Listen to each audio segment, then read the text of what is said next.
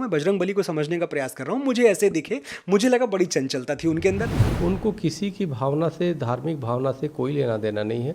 उनको पैसे कमाने से मतलब है। मनोज जी जैसे लोग पैसों के लोभ में हमारे पौराणिक चरित्रों के साथ गलत संवाद करके दर्शा रहे हैं। 5 पे ऐतराज़ है आपको, तो ये 5 का ऐतराज़ मैं शिरोधार्य करता हूँ। मैं इतने अहंकार में नहीं हूँ, मैं ब्रह्मा नहीं हूँ कि मैंने कलम उठाई, लेखनी से जो लिख दिया वही विधि हो गई। अरे बिल्कुल नहीं।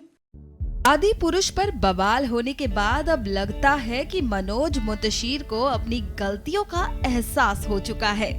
जब भी तो अब फिल्म से कुछ डायलॉग्स हटाए जाने की बात की जा रही है, लेकिन जो बवाल होना था वो तो हो ही चुका है। दरअसल फिल्म को लेकर आगरा में प्रदर्शन हुआ है और ये प्रदर्शन योगी यूथ ब्रिगेड की ओर से किया गया है।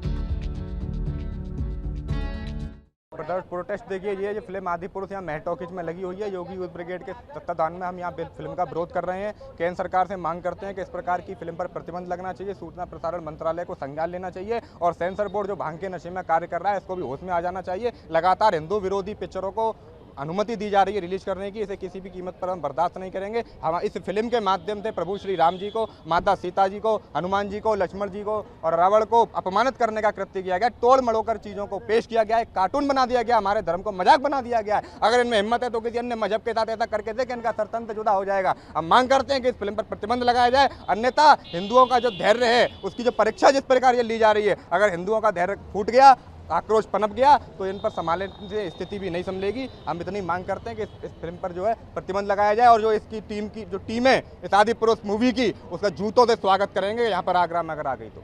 भैया ये प्रोटेस्ट कर रहे हैं हम इस मूवी को बैन करने का, क्योंकि इस मूवी में और ज़्यादातर आजकल हर मूवी में बॉलीवुड हमारे हिंदू देवी देवताओं का अपमान कर रहा है। जैसे कि नशे, भांग के नशे में हम हिंदुओं को उकसा रहा है कि हम सड़कों पर आके इन चीज़ों का विरोध करें। अभी तक ये घटना किसी और धर्म के साथ करी होती, किसी और धर्म के भगवान का अपमान किया होता तो इनका सर तन से जुदा हो चुका होता। लेकिन हम हिंदुओं ने, ऐसा लगता है चूड़ी पहन रखी है, इनको ऐसा लगता है, इन लोगों को ऐसा लगता है, पर हम हिंदुओं ने चूड़ी नहीं पहनी है। हमारी उसका वो ना सोचें ये लोग बिल्कुल भी। इन लोगों की बातें सुनने के बाद अब मनोज मुंतशिर के डायलॉग्स हटाने वाली बात पर चक्रपाणी महाराज का क्या कहना है, सुनिए।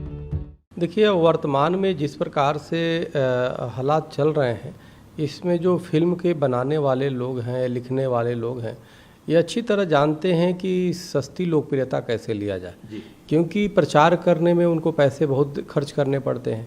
तो इसलिए जानबूझ करके और भी हिंदू सनातन धर्म पे ऐसे ही करते हैं कि जिसे हिंदू समाज को ठेस पहुँचे।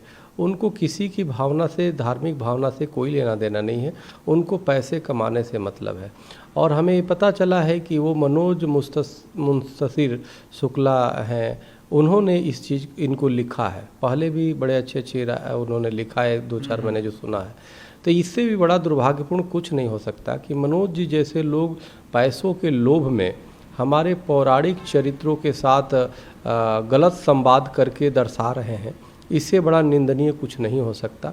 ये बहुत बड़ा न सिर्फ एक हिंदू समाज की निगाहों में इन्होंने अपराध किया है, साथ में ये कहीं ना कहीं संवैधानिक दायरे में भी आएंगे। कानूनी इन पे कार्रवाई भी हिंदू महासभा प्रयास करेगी करने की, जो भी हुआ है।